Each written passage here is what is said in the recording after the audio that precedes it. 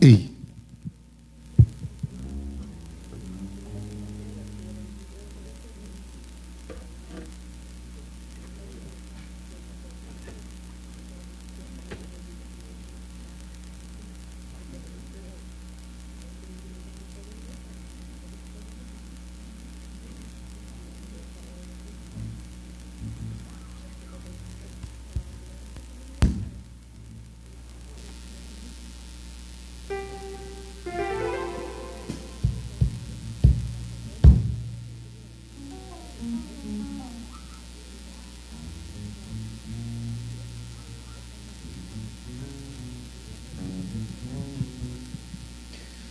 Deus é bom. Boa noite, queridos. Abra, por favor, a sua Bíblia lá em Apocalipse, por favor.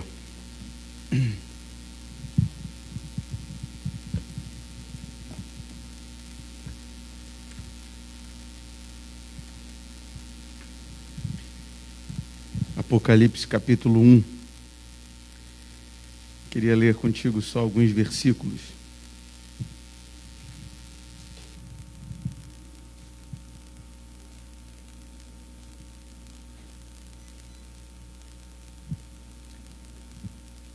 Apocalipse 1, versículo 7.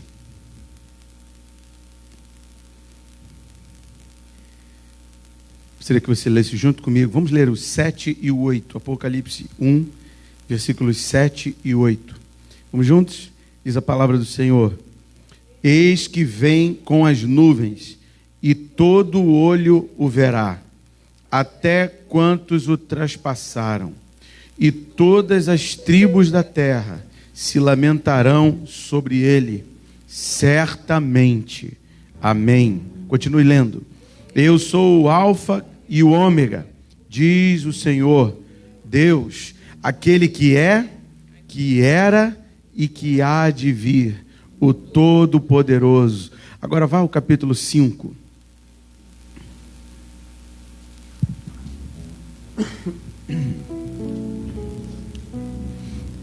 Versículo 2, capítulo 5, versículo 2. Vamos juntos? Vi também um anjo forte que proclamava em grande voz: quem é digno de abrir o livro e lhe desatar os selos? Vá ao versículo 5 agora. Todavia, um dos anciãos me disse: não chores. Eis que o leão da tribo de Judá, a raiz de Davi, venceu para abrir o livro e os seus 7 selos. Agora, por favor, vai ao versículo 8. Do 8 ao 10, para a gente encerrar. Diz a palavra de Deus: E quando tomou o livro, os 4 seres viventes e os 24 anciãos prostraram-se diante do Cordeiro, tendo cada um deles uma harpa e taças de ouro cheias de incenso, que são as orações dos santos. Entoavam novo cântico, dizendo: digno és de tomar o livro e de abrir-lhe os selos, porque foste morto e com o teu sangue compraste para Deus os que procedem de toda tribo, língua, povo e nação, e para o nosso Deus os constituíste reino e sacerdote, e reinarão sobre a terra. Aleluia! Estamos reinando sobre a terra, porque o nosso Deus é o Senhor dos senhores, é o Rei dos reis, e nós somos os seus súditos, seus discípulos, fazemos parte do reino eterno dele. Ele é digno. Cante comigo. Digno, só tu és digno de abrir o livro, de abrir o selo. Diga: digno, digno, só tu és digno de abrir o livro selo, porque o que foste morto e com teu sangue compraste para Deus preciosos homens de toda a tribo, povo, língua e nação, para o nosso Deus. Nos fizeste reis e sacerdotes que reinarão sobre a terra. Nós palmas, diga digno. Digno, só tu és digno de abrir o livro, de abrir os selos. Digno, só tu és digno de abrir o livro, de abrir os selos. Porque foste morto e com teu sangue compraste para Deus preciosos homens de toda a tribo, povo, língua e nação, para o nosso Deus. Fizeste reis e sacerdotes que reinarão sobre a terra. Os músicos vão louvar ao Senhor. Suas palmas. Oh, tu és digno, Senhor. Magnífico é o teu nome, Jesus. Mais uma vez, digno. Digno. Só tu és digno de abrir o livro, de abrir o selo. Diga digno. Digno, só tu és digno de abrir o livro, de abrir o selo. Porque foste morto e com teu sangue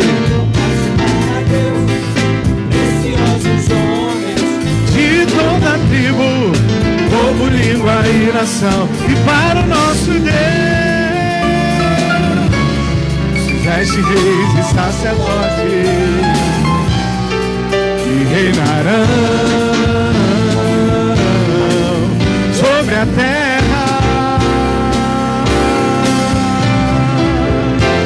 Aplauda ao Senhor Jesus. Ele é digno, Ele é digno, Ele é digno.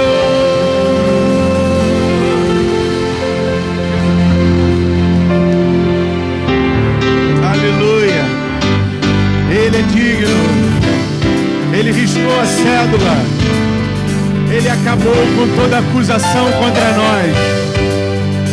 Ali naquele Calvário. Aleluia. Diga, Jesus riscou. Jesus riscou a cédula que era contra nós. O que ele fez? Boa na cruz, nos libertou, prevaleceu.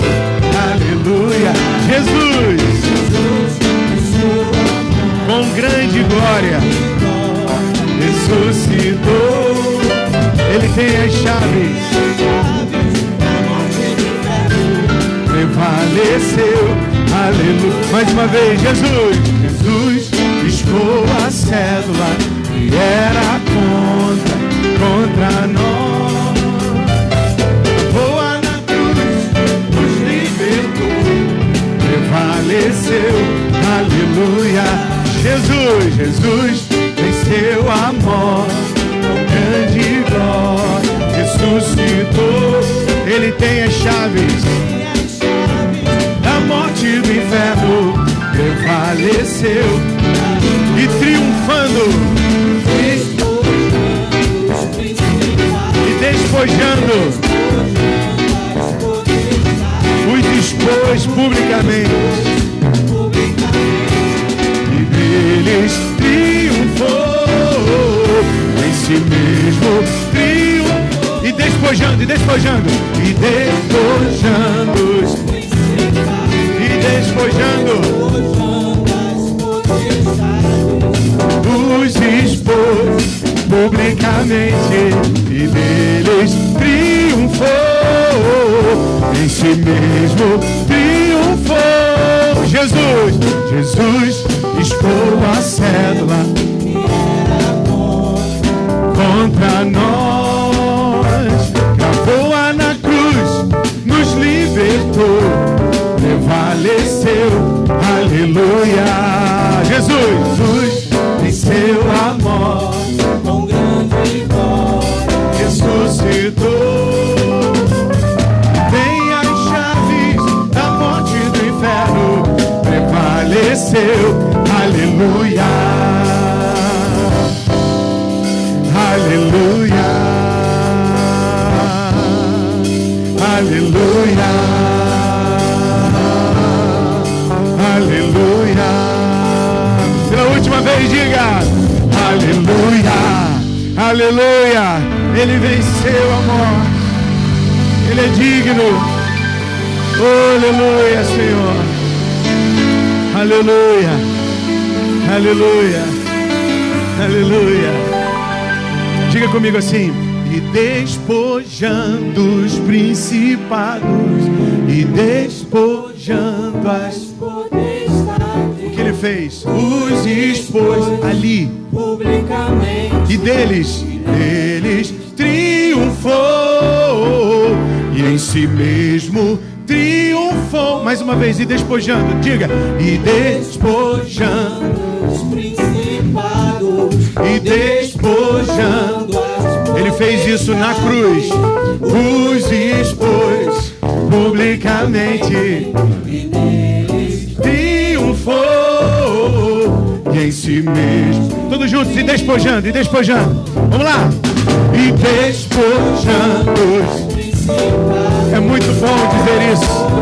Ele arrancou todo o poder da mão do diabo, e deles triunfou, e em si mesmo triunfou. Aleluia, aleluia.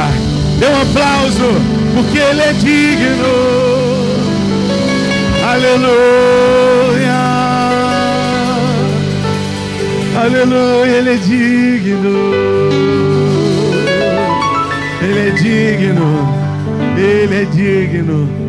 Tu és digno, Senhor, digno de todo louvor, digno de toda glória, digno de adoração pelos séculos dos séculos. Tu és digno, Senhor. Oh Deus Santo, Tu és incomparável, Jesus. Tu és incomparável.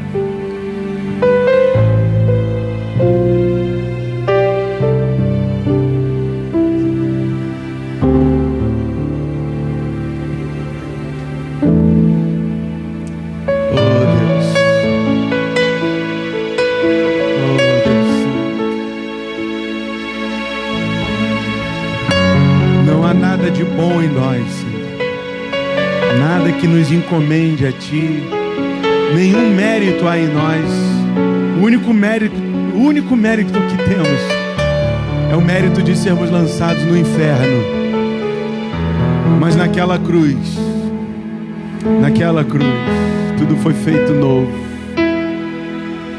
Não tenho nada pra te oferecer,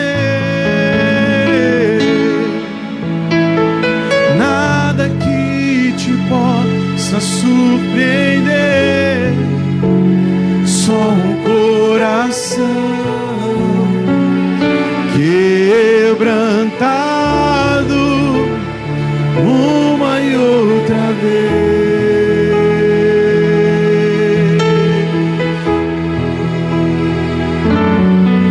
E não há nada que me atraia mais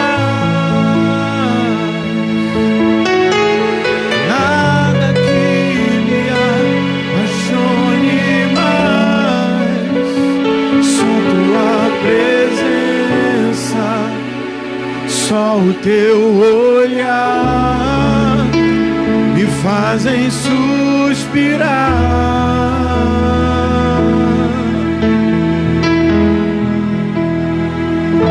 Me inclino ante a ti, Rei que perdoa multidão de horrores. Me inclino ante a ti. Só Ele é digno, digno, eternamente digno, impressionante, digno. Só ante a ti eu me inclino.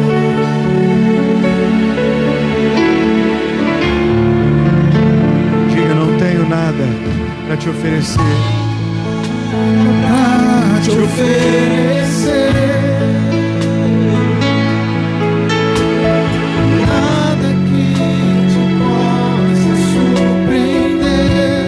Não há nada de bom em nós. Coração quebrantado uma e outra vez.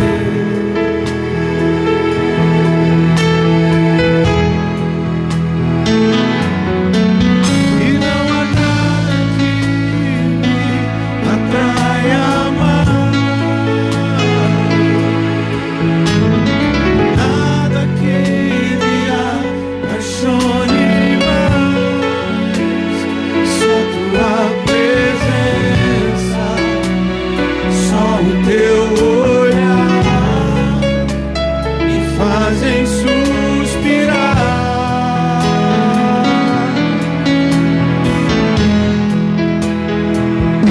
Me inclino ante a ti, Rei que perdoa multidão de horrores.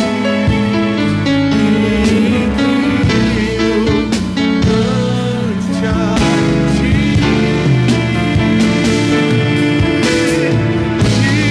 digno, eternamente digno, impressionante, digno. Só ante a ti eu me inclino. Digno,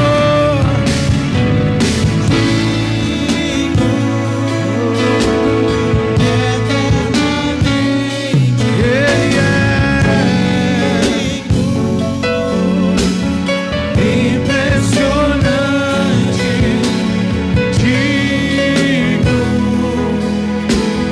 Só ante a ti eu me inclino.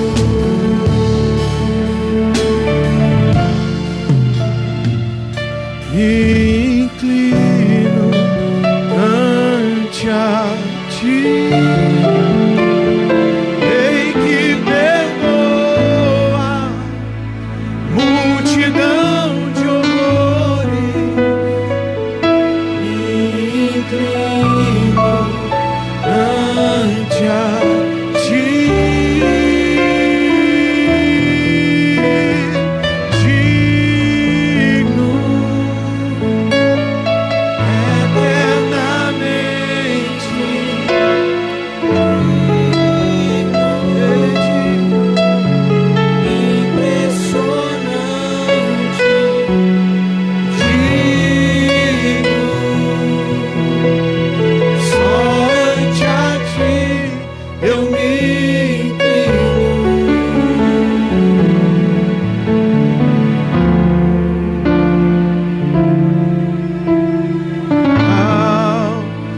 está sentado em seu trono, ao que vive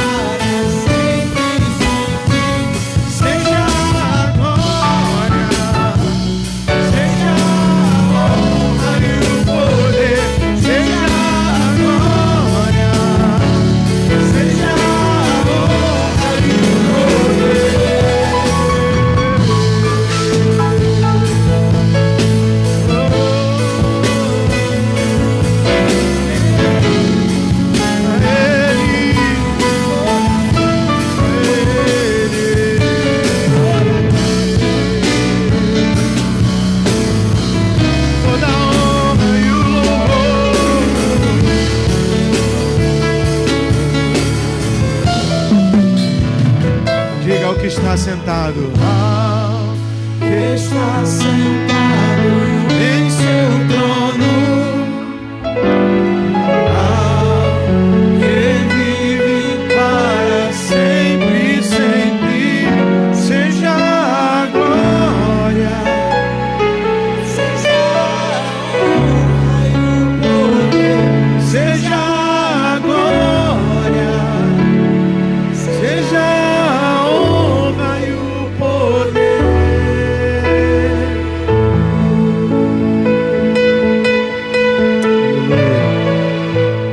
A Ele seja a honra e a glória para sempre, para sempre. A Ele seja todo o louvor pelos séculos, sem fim. Oh, Tu és aquele que esteve morto, mas que vive e reinas para sempre. E pelo Teu sangue, ó Deus,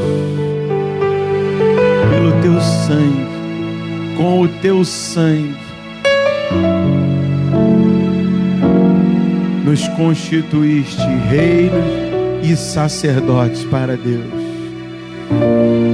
Pelo Teu sangue, Senhor, abriste o livro que estava fechado. Com Teu sangue temos vida, temos acesso a Deus. Teu sangue é o único caminho para Deus.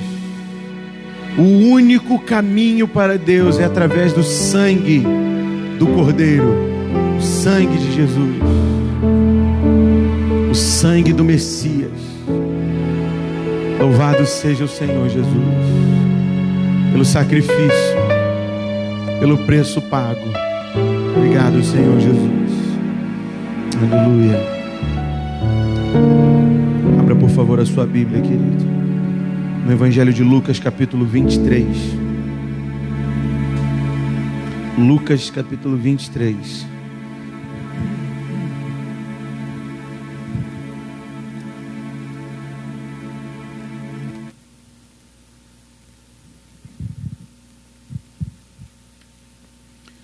Lucas capítulo 23, somente um versículo, somente o versículo 34.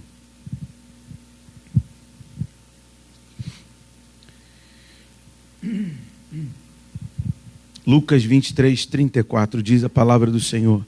Contudo, Jesus dizia, vamos ler juntos? Pai, perdoa-lhes, porque não sabem o que fazem. Então, repartindo as vestes dele, lançaram sortes. Feche os seus olhos. Senhor amado, bendito seja o teu nome. Bendito que vem em nome do Senhor. Hosana ao filho de Davi. Hosana nas maiores alturas. Salva-nos, Santo Deus, enviado dos céus, pão vivo que desceu do céu, Cordeiro de Deus, salva-nos, perdoa-nos, tenha misericórdia de nós, derrama a tua graça sobre a tua igreja, sobre o teu povo, em o nome do Senhor Jesus, no poder do Espírito, pela obra maravilhosa do Pai. Assim pedimos. Amém. Pode sentar, querido, por favor.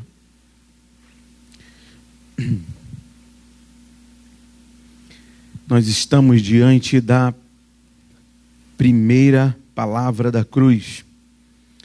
Primeira palavra que foi proferida por Jesus no Calvário. Lucas faz questão de relatar a primeira expressão.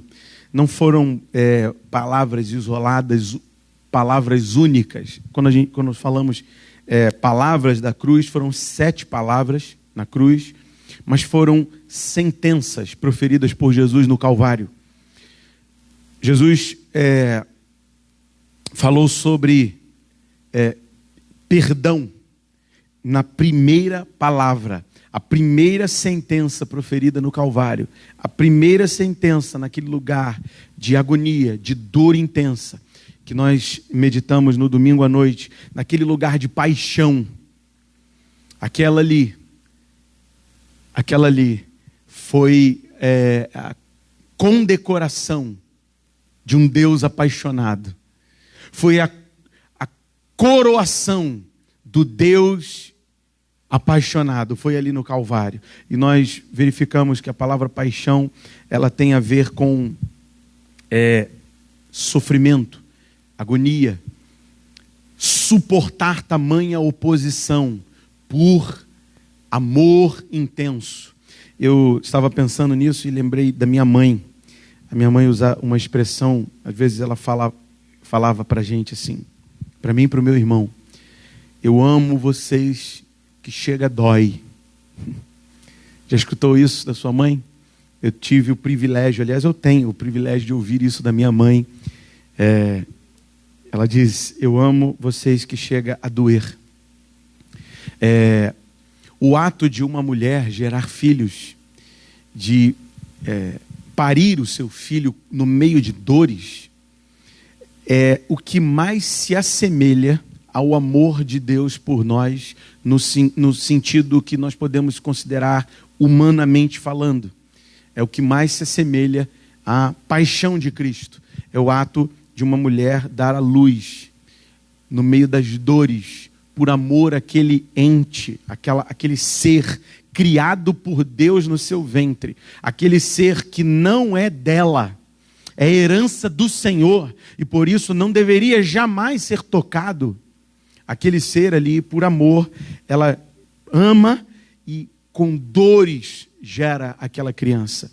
Porém, nada se compara ao amor de Deus, nem mesmo o amor de mãe pode ser comparado com o amor de Deus por nós. Nós tratamos dessa forma como sendo um pensamento, uma ideia do que se deu naquele Calvário. A dor e o amor de Deus ali. Um amor tão grande que suporta tamanha agonia, tamanhos traumas no corpo, no próprio corpo, por amor. Isso é paixão. Nós meditamos sobre isso. Isso é muito maravilhoso. E como se fosse muito pouco, né? O que Deus faz por nós, né? Desce da sua glória, manifesta-se em carne, vive uma vida santa, entrega-se para morrer, para cobrir os nossos pecados, em sacrifício por nossos pecados. E como se fosse muito pouco a agonia, o trauma do Calvário, as dores causadas pelo Calvário, a marca causada, a tortura durante horas a fio, não foram poucas horas. Jesus começa a sua agonia no Getsêmani, ou seja, no final do dia, na sexta-feira. E você sabe que quando o sol se põe em um dia, por exemplo, o sol se pôs hoje, provavelmente entre 5:30, 6 horas, o sol se põe. Para o judeu, naquele período, a contagem do tempo, a contagem das horas, ela se dava da seguinte maneira: se anoiteceu, o dia de hoje acabou. Para a gente, até meia-noite, nós ainda estamos no dia 8 de abril de 2021. Para o judeu, para a contagem de tempo daquela época, o pôr do sol já simbolizava o dia seguinte. Então hoje nós já estaríamos no dia 9 de abril de 2021 para o judeu, a partir das 6 horas da tarde, aproximadamente. Às 6 horas já estaríamos no dia 9. No final do dia, no final da sexta-feira, entrando no sábado, Jesus já está em agonia. Então, olha quantas horas. Um julgamento com falsas testemunhas, ou seja, um juízo opressor. Isaías fala sobre o juízo opressor, um julgamento injusto. por uma corte injusta, maligna, sombria. Olha que interessante.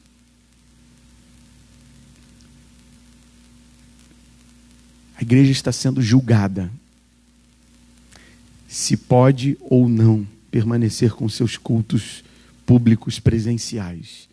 Neste momento, a igreja está sendo julgada. Como nós faríamos, participaríamos, comungaríamos, ou seja, entraríamos em comunhão uns com os outros e com Deus, na mesa do Senhor, se nós estivéssemos num culto virtual? Como faríamos isso? Não tem como. Como vamos batizar pela internet? Como nós vamos impor as mãos nos enfermos pela internet? É muito difícil isso. Deus não se limita a essas barreiras. Deus está atuando, Deus está agindo. As barreiras, não há barreiras que Deus não possa transpor. São todas transponíveis para Deus. Para nós são intransponíveis. Para Deus não há nada impossível. Mas o culto depende da comunhão dos santos. Onde 2 ou 3 estão reunidos. É claro que isso independe das distâncias, mas faz parte da congregação. A primeira igreja em Jerusalém, o apóstolo, ou melhor, Lucas, o evangelista Lucas, o médico Lucas, ele relata que estavam todos juntos no mesmo lugar. Reunidos no mesmo lugar. Perseveravam unânimes no templo. Ou seja, a comunhão, o contato, era fundamental. Era fundamental. Então, perceba que os dias de Jesus se assemelham aos dias de hoje. Nos últimos dias, a palavra de Deus diz que seria como Sodoma e Gomorra. Estaríamos vivendo como Sodoma e Gomorra. A sodomia, que é a prática sexual do mesmo sexo, a sodomia hoje está sendo imposta na sociedade. Há uma imposição.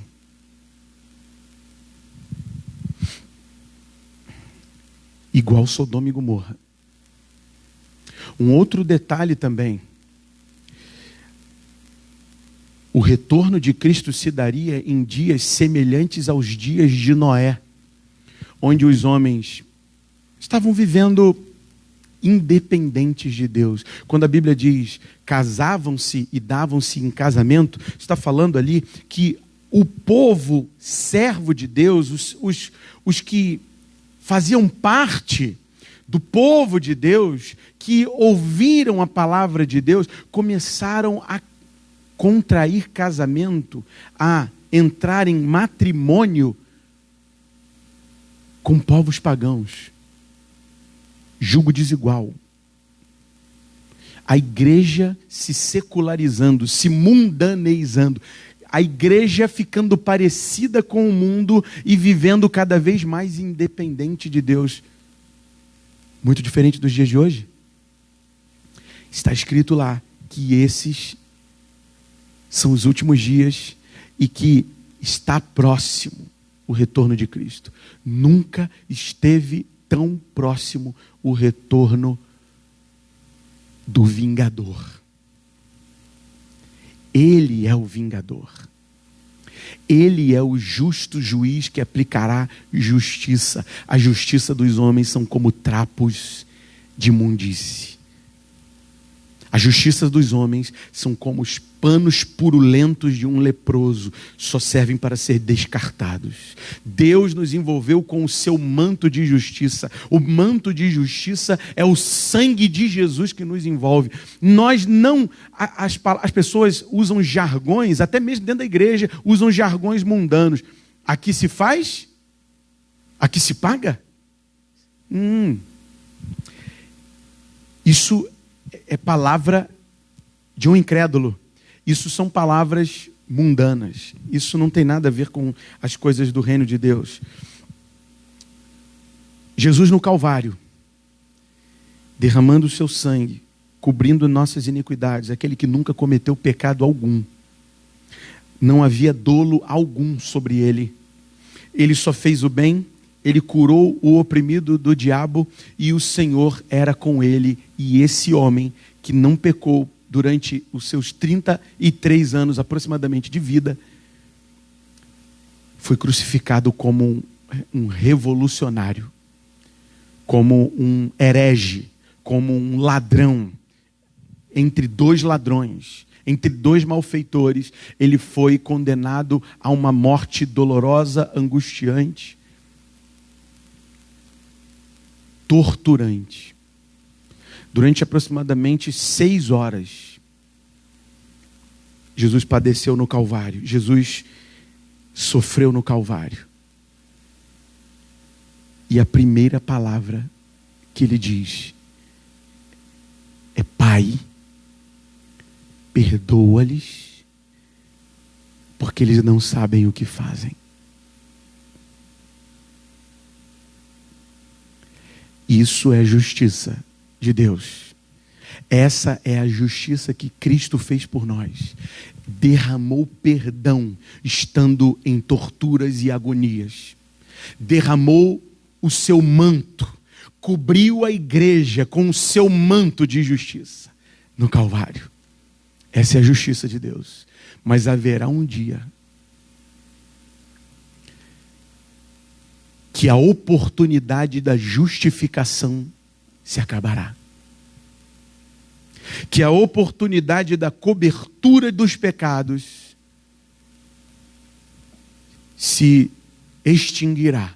A porta se fechará e as prudentes entrarão, as nécias ficarão. Esse evangelho não mudou e não mudará, porque ele é o mesmo ontem, hoje e sempre. A primeira palavra da cruz é sobre perdão. O que nós recebemos e o que nós estamos celebrando, o máximo perdão. E esse perdão foi para cobrir as nossas iniquidades, as nossas culpas, as nossas imoralidades, os nossos adultérios, as nossas transgressões. Que perdão maravilhoso nós recebemos. E eu, a partir de agora, eu quero só pensar a respeito de perdão contigo. O perdão que nós recebemos no Calvário. O tamanho da dádiva que nós recebemos no Calvário. E agora eu quero pensar contigo que nós fomos convocados para manifestar o mesmo sentimento que houve também em Cristo Jesus. Se nós somos chamados a manifestar o mesmo sentimento que houve também em Cristo, uma das nossas primeiras atitudes diante dessa mesa, diante da glória desse sacrifício que tem como sua primeira palavra das 7, sua primeira palavra é perdão, então é a primeira coisa a se analisar agora.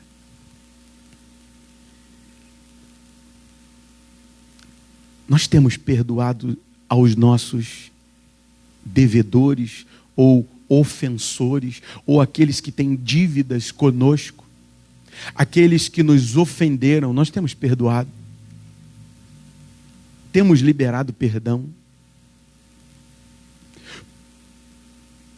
Porque essa é a primeira questão a se analisar, a se autoexaminar antes de participarmos da mesa.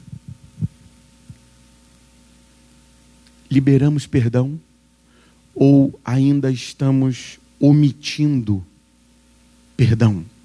Estamos fechados, estamos como que aquele sepulcro sem o agir de Deus. Imagina o sepulcro de Jesus, imagina o sepulcro de José de Arimateia e Nicodemos. Imagina aquele sepulcro lá, que imagina ele sem a atuação de Deus, sem a mão de Deus, sem a obra completa de Deus. Aquela pedra não teria sido removida. Será que nossos corações estão semelhantes àquele sepulcro sem o agir de Deus, enterrando pessoas, sepultando pessoas, não liberando perdão. A única pessoa que se prejudica não liberando perdão somos nós mesmos. Somos nós mesmos.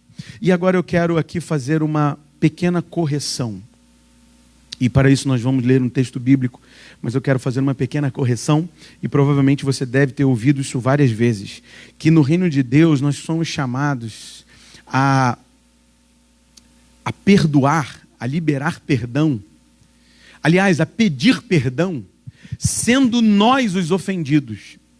E agora eu quero que você entenda isso bem aqui, para que isso fique bem claro na sua cabeça. E nós vamos ler o texto que fala sobre isso, e é mal interpretado. Mal interpretado. É mais ou menos como se desse a seguinte ocasião aqui, o seguinte fato aqui. Imagina Jesus pedindo perdão para aqueles homens que estão crucificando, açoitaram a noite inteira, crucificaram, rasgaram-lhe o lado, traspassaram Jesus. Imagina Jesus pedindo perdão a eles, porque estava ofendido com eles. Imagina Jesus ali no Calvário falando: vocês me perdoam porque eu estou ofendido com vocês? Você consegue imaginar isso? É improvável, né? É um contrassenso. É algo que não tem sentido. E de fato, é um erro. E de fato, eu errei. E eu fico tão feliz por poder dizer isso para você. Eu erro. Eu falho. Eu peco. Eu preciso de Jesus e eu preciso da palavra de Deus. Não, querido, isso está errado. E muitas vezes nós ouvimos isso, eu já ouvi isso inúmeras vezes. Eu não acredito que isso seja um erro intencional, muito pelo contrário, isso é um equívoco. Um equívoco. Uma interpretação equivocada da palavra de Deus. E agora eu queria que você fosse lá no texto. Mateus capítulo 18, por favor. Olha o que Mateus capítulo 18 fala sobre perdão.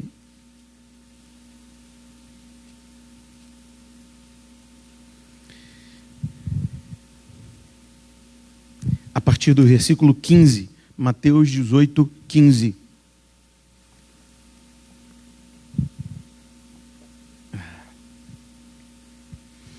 Se teu irmão pecar contra ti, vai... Está lá comigo? Se você não falou a palavra, porque ainda não achou. Mateus 18, 15. Se teu irmão pecar contra ti, vai arguí-lo entre ti e ele só. Se ele te ouvir, ganhaste a teu irmão. Se, porém, não te ouvir, toma ainda contigo uma ou duas pessoas, para que pelo depoimento de 2 ou 3 testemunhas, toda palavra se estabeleça. Não é a palavra de Deus, não. É a palavra que foi dada entre o ofendido e o ofensor. Continue lendo comigo. E se ele não os atender, dize-o à igreja. E se recusar ouvir também a igreja, considera-o como gentio e publicano. Continue lendo. Em verdade vos digo que tudo o que ligardes na terra terá sido ligado nos céus, e tudo que desligardes na terra terá sido desligado nos céus. Em verdade também vos digo que se 2 dentre vós sobre a terra concordarem a respeito de qualquer coisa que porventura pedirem, ser-lhes-á concedido por meu Pai que está nos céus. É claro que se 2 pedirem segundo a vontade de Deus. Não é 2 pessoas pedirem para, Senhor, nos ajuda a cometer aquele assalto. É óbvio que não, né? É só para que você entenda que por trás dessa expressão há uma palavra inteira que precisa estar dentro do coração. Uma mensagem completa de Deus que precisa estar no nosso coração. A vontade de Deus inteira precisa estar no nosso coração para desligarmos e ligarmos. Para concordarmos e para discordarmos. A palavra inteira precisa estar em nós. Precisamos conhecer toda a lei de Deus. Então, qualquer coisa, por isso que eu estou dizendo isso, qualquer coisa que porventura pedirem, ser-lhe-á concedida por meu Pai que está nos céus, somente se for de acordo com a vontade do Pai. Esse qualquer coisa aí não é qualquer coisa, né?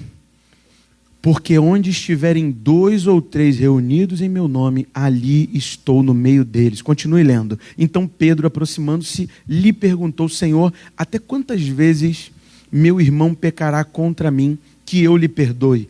Até 7 vezes?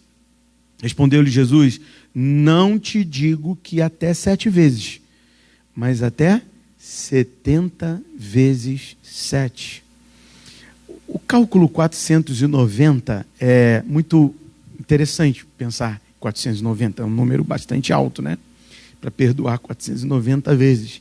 Mas isso aqui é um símbolo. É um símbolo. Vamos seguir a leitura que a gente vai entender melhor. 23. A parábola do credor incompassivo. Ou seja, a parábola do credor que não perdoa. Incompassivo é que não perdoa. Passivo aí é de paixão. Incompassivo é sem compaixão, sem perdão, sem aquele que está disposto a perder o orgulho e passar por cima daquela falha, ou passar por cima daquele ato que foi lhe causado contra. Continue lendo então, vamos lá. Por isso, o reino dos céus é semelhante a um rei que resolveu ajustar contas com os seus servos. E passando a fazê-lo, trouxe-lhe um que lhe devia 10.000 talentos. Não tendo ele, porém, com que pagar, ordenou o Senhor que fosse vendido ele, a mulher, os filhos e tudo quanto possuía, e que a dívida fosse paga. Então o servo, prostrando-se, reverente, olha isso, rogou: sê paciente comigo e tudo te pagarei. O Senhor daquele servo, o que está escrito aqui? Compadecendo-se, ou seja, no mesmo estado de paixão, perdoando uma dívida alta, mandou embora e perdoou-lhe a dívida. Saindo, porém, aquele servo encontrou um dos seus conservos e que lhe devia 100 denários. E agarrando-o, o sufocava, dizendo: paga-me o que me deves. Então o seu conservo, caindo-lhe aos pés, lhe implorava: sê paciente comigo e te pagarei. Ele, entretanto, não quis. Antes, indo-se, o lançou na prisão, até que saudasse a dívida. Vendo os seus companheiros o que se havia passado, entristeceram-se muito e foram relatar ao seu senhor tudo o que acontecera. Então o seu senhor, chamando-o, lhe disse: servo malvado, perdoei-te aquela dívida toda, porque me suplicaste. Não devias tu igualmente compadecer-te do teu conservo, como também eu me compadeci de ti? E indignando-se, o seu senhor o entregou aos verdugos, ou seja, aos algozes, aos torturadores, até que lhe pagasse toda a dívida. Assim também meu Pai Celeste vos fará, se do íntimo não perdoardes cada um a seu irmão. Meus irmãos, isso é muito sério. O que nós estamos lendo aqui é muito sério. O que Jesus está falando aqui, sabe o que ele está falando aqui? Ele está falando daquilo que aconteceu ali. Jesus está falando do Calvário. Jesus está falando de uma dívida tão alta. Esse valor aqui é outro símbolo também. É um apontamento, é uma imagem, porque não existe 10.000 talentos. Está no versículo 24. A dívida de 10.000 talentos, ela seria absolutamente impensável. Quero dizer para você aqui, aproximadamente, aqui na minha Bíblia, ainda está no cruzeiro. Só para você ter uma noção, a minha Bíblia ainda está no cruzeiro. Esses talentos, um talento valia 6.000 denários. 6.000 denários. Eu tinha feito esse cálculo e eu esqueci onde estava. Mas, olha só, a soma total era de 60 milhões de denários. 60 milhões de denários. Luiz, me ajuda aqui. 300 denários era o salário de um ano. Não vou fazer o cálculo agora não, depois você faz em casa. Nem vou pedir para o Luiz, que é um cálculo meio alto.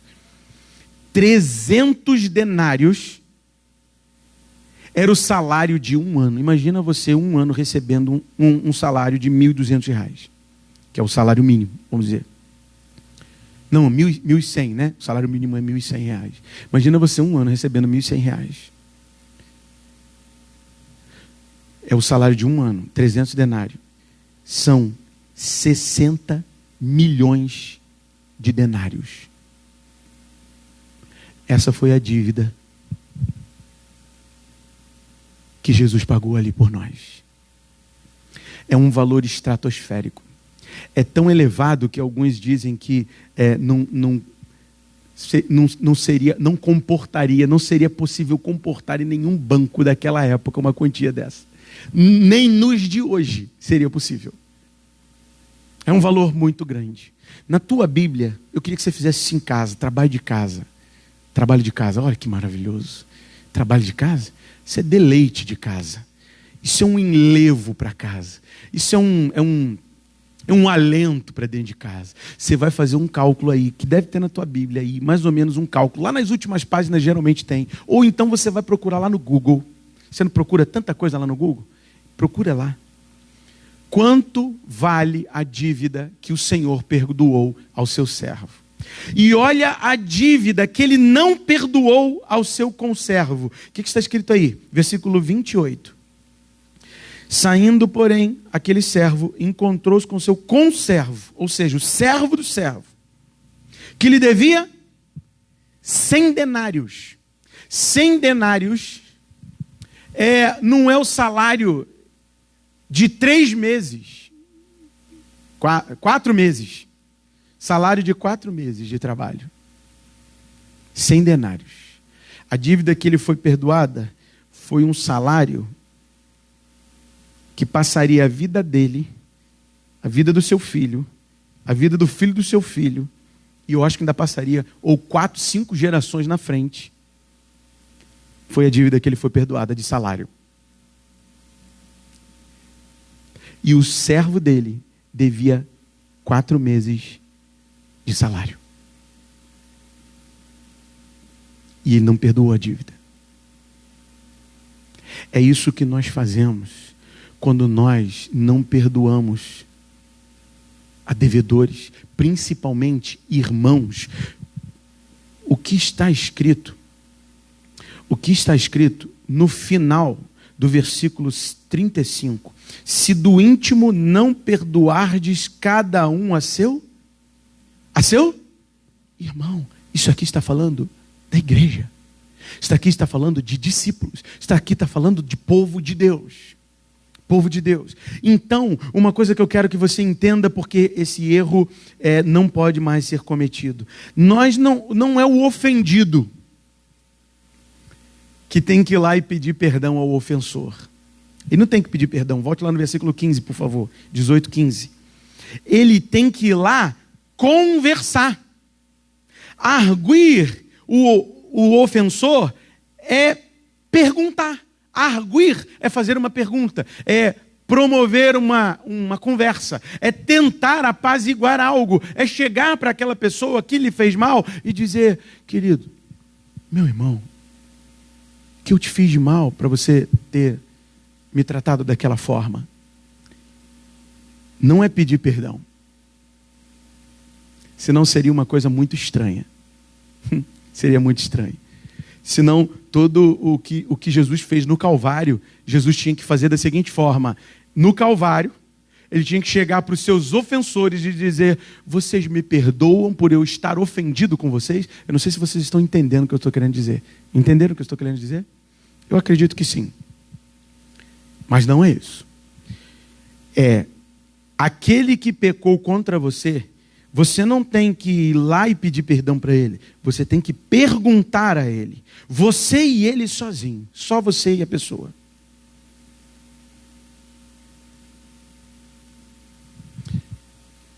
Homem, a esposa casada, vá no homem, no marido dela. Mulher e a mulher podem se perguntar. Mas se o homem, uma irmã fez algo contra o irmão, o homem, vai no marido da irmã, não vai direto na irmã. Entendeu? Meus irmãos, isso parece estranho para vocês? Falar sobre isso na ceia, isso parece uma doutrina. Essa é a doutrina celestial. Se você deseja ser perdoado pelo teu Pai Celeste, esse é o ponto que mais lança pessoas no inferno. É o que está escrito. Se do íntimo não perdoares, o Pai Celeste também não vai perdoar. Porque nós já recebemos um perdão muito alto. O perdão que nós recebemos é muito elevado. É incomparável. E nós precisamos perdoar. Agora eu quero encerrar também falando sobre um detalhe aqui. Não seja uma casca de ovo dentro da igreja. Não seja melindroso.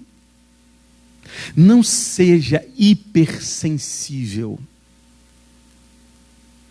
A palavra de Deus diz: ferro com casca de ovo se afia. A Bíblia fala isso? O que a Bíblia fala? Ferro com casca de ovo se afia? É ferro com ferro que se afia. Se é ferro com ferro que se afia, por que você está tão hipersensível? Por que você parece mais uma casca de ovo? Não pode ser disciplinado, não pode ser exortado. E exortar em amor. Não é chegar e fazer... Você percebeu aqui? Olha a sabedoria de Jesus. Chega no teu irmão particularmente, chega na tua irmã particularmente, a irmã com a irmã, o irmão com o irmão. Se for uma irmã casada, particularmente, tente fazer isso em público, no meio de muitas pessoas, mas tente ser um pouco discreto e particularmente dizer: querido, eu queria muito saber que mal que eu lhe fiz, para você ter me tratado daquela forma. Porque às vezes, eu estou falando dessa questão de casca de ovo, você tinha que ter casco de tartaruga. O pastor Fernando já falou sobre isso aqui. A gente tinha que ser igual tartaruga. Tartaruga é um bichinho muito legal, né? Eu sempre gostei de tartaruga. Eu sentava nas tartarugas da minha avó, elas me levavam. Elas eram velhas, velhinhas. E ainda aguentava a gente. Bicho bom. Você tem que ter casco de tartaruga. Você tem que ter uma carapaça um pouquinho mais sólida. Você tem que ser ferro. Não pode ser casca de ovo, não. Senão você não vai aguentar a espada. A palavra de Deus é espada de dois gumes. Penetra ao ponto de dividir alma, espírito, juntas e medulas. Como é que um crente casca de ovo vai aguentar a espada de Deus?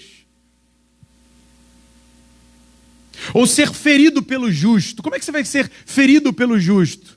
Fira-me o justo, isso será favor, mercê. Porque o justo, ele não quer o mal para você. O justo quer que você seja melhor. Por isso, às vezes, ele vai te falar alguma coisa que vai te incomodar. Mas vai ser em amor. Vai ser em amor.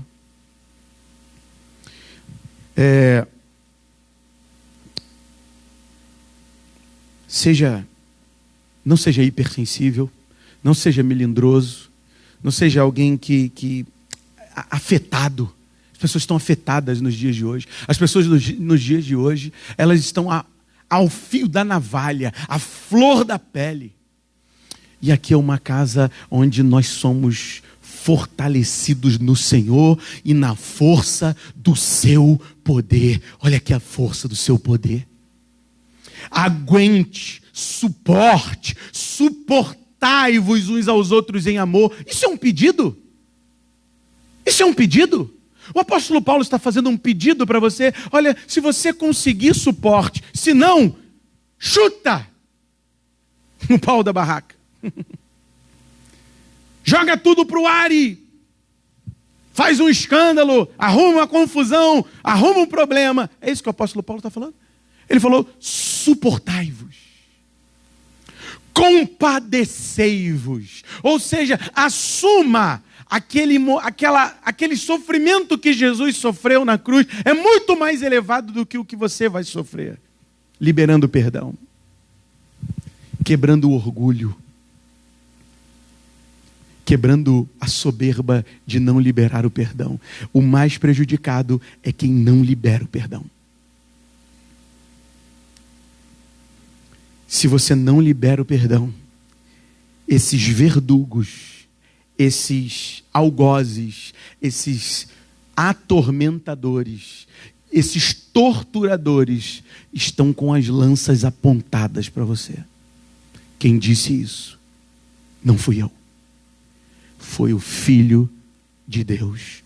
Versículo 34. E indignando-se o seu senhor, o entregou aos verdugos até que lhe pagasse toda a dívida. Isso aqui é Deus exigindo perdão. Que verdugos são esses? Que algozes são esses? O que são esses torturadores? Eu não sei. Mas, eu observando a vida do apóstolo Paulo, eu posso te dizer claramente, às vezes, até um emissário de Satanás, que vem para te esbofetear, e baixar a tua bola, e fazer com que você coloque o pé no chão, e pense, calma aí, eu estou achando de mim muito além do que convém, porque foi isso que aconteceu com o apóstolo Paulo. Esse emissário estava a serviço de Deus. Era um espinho na carne. Era algum incômodo. Porque um espinho incomoda, né? Era algum incômodo. Eu não sei. Eu não sei se era um glaucoma. Porque há relatos que dizem que o apóstolo Paulo quase não estava enxergando na igreja de Gálatas. Eu não sei se era, como é que chama aquela penumbra que... É glaucoma? Não, glaucoma não. Como é que é aquela penumbra? Catarata, eu não sei se era uma catarata. Era alguma coisa que incomodava bastante, porque um espinho na carne, ou seja, algo incomodando no corpo, é o verdugo. E sabe o que o apóstolo Paulo fez? Pediu quantas vezes? Senhor, afasta de mim. Senhor, afasta de mim. Senhor, afasta de mim. E o que Deus disse para ele? Paulo, a minha graça te basta. O meu poder se aperfeiçoa quando você se abaixa. Na sua fraqueza, na sua limitação. Quando você reconhece que não pode nada sem Deus. Quando você reconhece que não pode reter perdão, porque você recebeu um perdão muito grande para reter perdão. Quando você reconhece isso, Deus libera a cura. Deus libera a cura. O nosso bispo falava disso frequentemente. Fundador desta casa, o bispo Roberto, ele falava disso frequentemente. Esses verdugos podem ser doenças. Não foi o diabo que colocou lá, não. Foi Deus que colocou. Para te sacudir e falar para você, você precisa perdoar alguém.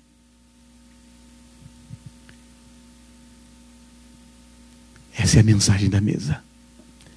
Essa é a mensagem do Calvário. Essa é a mensagem do reino. Eu não sei quem você precisa perdoar.